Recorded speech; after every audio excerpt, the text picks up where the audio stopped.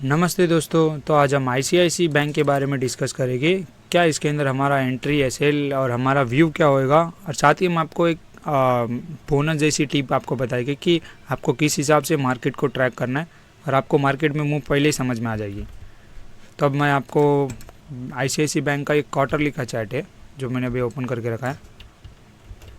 इसके अंदर आप देखोगे तो प्राइस ने रिसेंटली एक ऑल टाइम हाई दिया है एंड देन फिर वहाँ से जो प्राइस नीचे आ रही है ऑलमोस्ट 2 क्वार्टर से वहाँ पर ही रुकी है।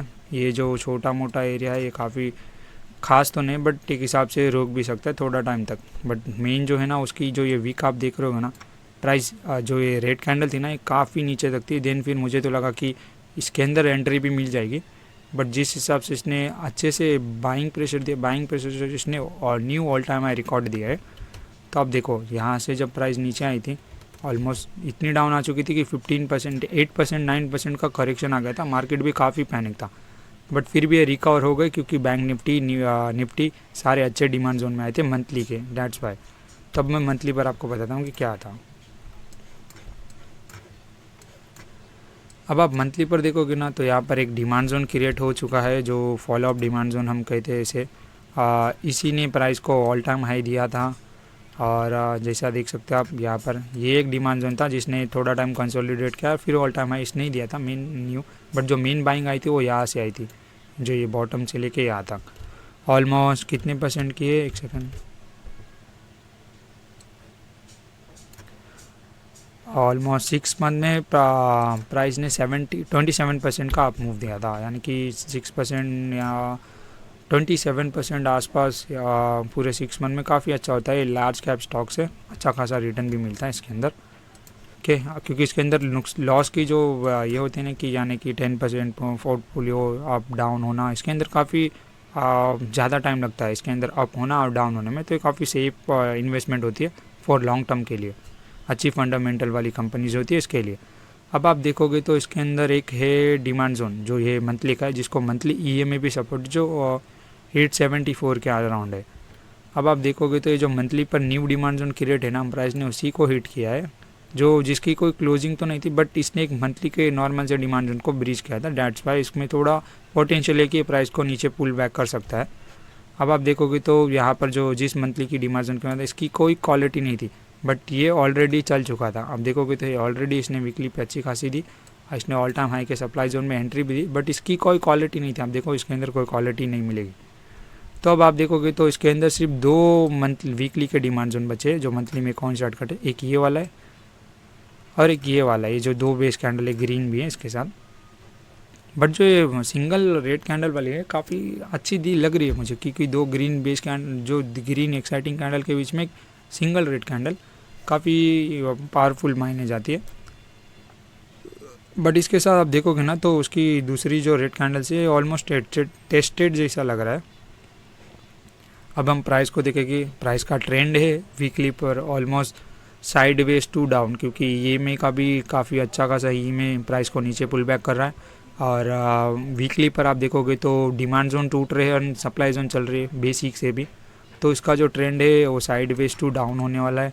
जब प्राइस इसके अंदर आ जाएगी तो ऑलमोस्ट डाउन ही हो गया समझ जाओ इतने टाइम तक। तो ट्रेंड अगर फिर से अप होने के लिए फिर सीधा अप नहीं होता ट्रेंड, उसके लिए आपको रुकना पड़ेगा कि ट्रेंड आए, प्राइस डिमांड जोन में सब्सटेंड करे, डेली पर साइडवेज हो, देन फिर आप इसके अंदर एंट्री प्लान कर सकते हो जिससे आप जा सको।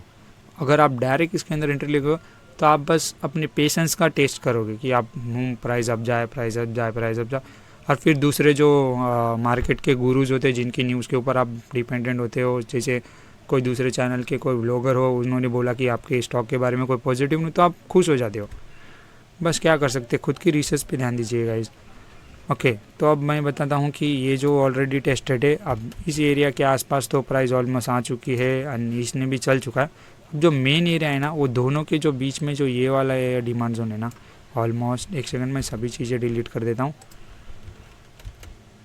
ये 858 का अराउंड से जब प्राइस आएगी यहाँ पर इन दी एंड, यानी कि डिमांड मंथली के डिमांड जोन के प्रॉपर बीच में, और उसके भी नीचे जो ये वाला एरिया 838 वाला, ये काफ़ी अच्छे एरियाज़ है। इसके ऊपर आपको शायद से लॉन्ग होना चाहिए, बट इसके अंदर आपको लॉन्ग होने के लिए कुछ चीज़ें आपको मैटर करनी चाहिए कि जैसे कि आपको कंफर्मेशन लेना पड़ेगा, क्योंकि लार्ज कैप स्टॉक है और 15% का डाउन देना कोई छोटी मोटी बात नहीं होती। मार्केट में ऑलरेडी कितना करेक्शन के लिए वो लोग कितना वेट करते, ऊपर से अगर मार्केट ही अगर डाउन हो तो कोई लेने से पहला 10 बार सोचेगा। आप देख सकते हो यहाँ पर 14.24% का डाउन मूव आएगा तो ही इसके अंदर हमें मिल सकती है एंट्री। अब तक तो प्राइस ने काफ़ी अच्छा खासा डाउन मूव दे चुका है। एग्जाम्पल के लिए मैं आपको बताता हूँ कि डाउन मूव को कैसे ढूंढे। अब तक प्राइस ने 7.76 यानी कि ऑलमोस्ट 8% का डाउन मूव दे दिया है, और देखने आए तो और 6% का डाउन 6-5% का डाउन मूव बाकी है। तब अगर कोई लार्ज का स्टॉक 15% अपने ऑल टाइम हाई से नीचे ट्रेड करेगा तो मार्केट में तो ऑलमोस्ट करेक्शन आना ही है। ऊपर से ये ICICI बैंक और HDFC बैंक निफ्टी के दोनों सबसे हाईली वेटेज स्टॉक है, ऑलमोस्ट 44 या 40% तक का हाईली वेटेज रखते हैं। यानी कि अगर ये दो स्टॉक अगर गिरे तो आप पूरी मार्केट प्रिडिक्ट कर सकते हो इन दोनों की मूव से लेकर। तो अब इसके अंदर यहाँ तो सबसे अच्छी एंट्री बनेगी, बट बेस्ट टाइम तो ये रहेगा कि इसके अंदर आप कंफर्मेशन ले, क्योंकि लार्ज कैप स्टॉक इतनी जल्दी नीचे नहीं गिरते। अगर गिरे भी तो कुछ ना कुछ वैलिड रीज़न होगा। बिना कंफर्मेशन के इसके अंदर एंट्री ना ले। कंफर्मेशन का मतलब या तो डेली पे साइडवेज ट्रेंड हो, यानी कि एक सप्लाई जोन टूटे, उसके बाद ही आप इसके अंदर फॉलो अप डिमांड जोन के ऊपर एंट्री ले सकते हो with the help of daily EMA का सपोर्ट। अगर डेली EMA का सपोर्ट हो तो आप इसके अंदर नहीं ले सकते हो। बस अभी हम आपको बैंक निफ्टी के बारे में बताते हैं कि बैंक निफ्टी और इसके अंदर क्या होता है। ये है बैंक निफ्टी। ओके, मैं आपको अभी इसके हर इस चार्ट के बीच में कंपैरिजन बताता हूँ कि हमें किस एरियाज़ के ऊपर सेक्टर सपोर्ट मिल सकता है। ओके,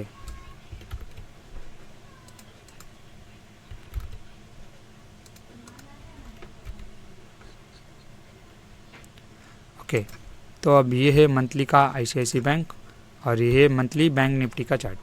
आप देखोगे तो इनमें कैंडल्स आप थोड़ी बहुत सिमिलर ही दिखने मिलेगी आपको। ये मंथली का डिमांड जोन, ये वो मंथली का डिमांड जोन जिसकी हम वेट कर रहे हैं, इसके अंदर प्राइस आने वाली, इसके अंदर भी प्राइस आने वाली। ये एक मंथली के normal follow up supply zone से चल रहा है, ये भी एक मंथली के normal follow up supply zone से चल रहे हैं। दोनों में मंथली का ट्रेंड अप है, मंथली का EMA का सपोर्ट है, काफ़ी अच्छा खासा है।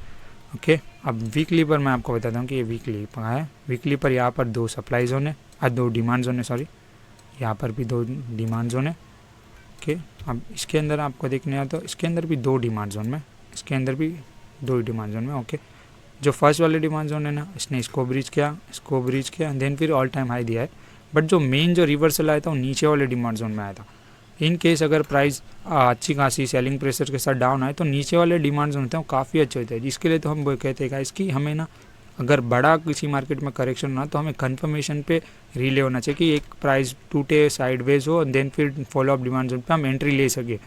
तब तक के लिए इसके अंदर कुछ एंट्री नहीं है। अब बट आप ये चीज़ नोटिस करो कि दोनों के बीच में जो चार्ट है वो सेम सिमिलर क्यों दिख रहा है। ये सिमिलर इसके लिए दिख रहा हो क्योंकि हाईली वेटेज स्टॉक है। इन्हीं वेटेज वाले स्टॉक की वजह से बैंक निफ्टी के पॉइंट्स अप डाउन होते हैं। ना तो बैंक निफ्टी का कोई प्रोडक्ट आपने देखा होगा, ना तो बैंक निफ्टी का कोई ऑफिस या कोई कंपनी या इसका कोई फाउंडर देखा होगा। इसके जो पॉइंट्स होते हैं वो जो कंपनीज होती है ना, यानी कि जो सेक्टर्स होता है, बैंक निफ्टी एक सेक्टर है, इसे आप इंडेक्स भी कहो या सेक्टर भी, ये सारे बैंकिंग जो इंडिया की बैंकिंग परफॉर्मेंस होती है उसको मॉनिटर कर दे। अब इंडिया की बैंकिंग परफॉर्मेंस में बैंक्स तो आएगी, तो उसी हिसाब से तो बैंक्स का जो वेटेज होता है, यानी कि बैंक्स की मार्केट कैप के हिसाब से इसके अंदर वेटेज देते। तो जिस वेटेज के हिसाब से जिसका वेटेज ज़्यादा हो उसका, और जिसका वेटेज कम हो, इन सब का आप मिलागे ना तो इसके अंदर ना काफ़ी ज़्यादा यानी कि उनका पॉइंट्स होता है। जैसे आप देखोगे HDFC बैंक और ICICI बैंक ऑलमोस्ट टोटल 50 से यानी 53-54-5% बैंक निफ्टी का ये होल्ड करते हैं, यानी कि वेटेज परसेंटेज हिसाब से। उसके बाद आता है एक्सिस बैंक 10%, SBI भी हमारा जो गवर्नमेंट बैंक है वो भी 10% के आसपास, कोटक बैंक भी 10%। आप इन 5 स्टॉक को अगर आप मॉनिटर करोगे ना, जब इनका ट्रेंड डाउन होगा ना तो आप निफ्टी का भी ट्रेंड डाउन देखोगे और बैंक निफ्टी का भी ट्रेंड डाउन देखो। तो ये होता है गाइस कि अगर आप इन स्टॉक को मॉनिटर करो तो आपको बैंक निफ्टी और निफ्टी के बीच में आपको व्यू पूरा क्लियर हो जाएगा। तो आपके जो यानी कि होल्डिंग्स होगी, आपको कब पता चलेगी कि मार्केट अब क्रैश होने है, तो आप इनको मॉनिटर करके समझ सकते हो। बस गाइस आज के लिए इतना ही। Trade well, trade safe, happy trading guys.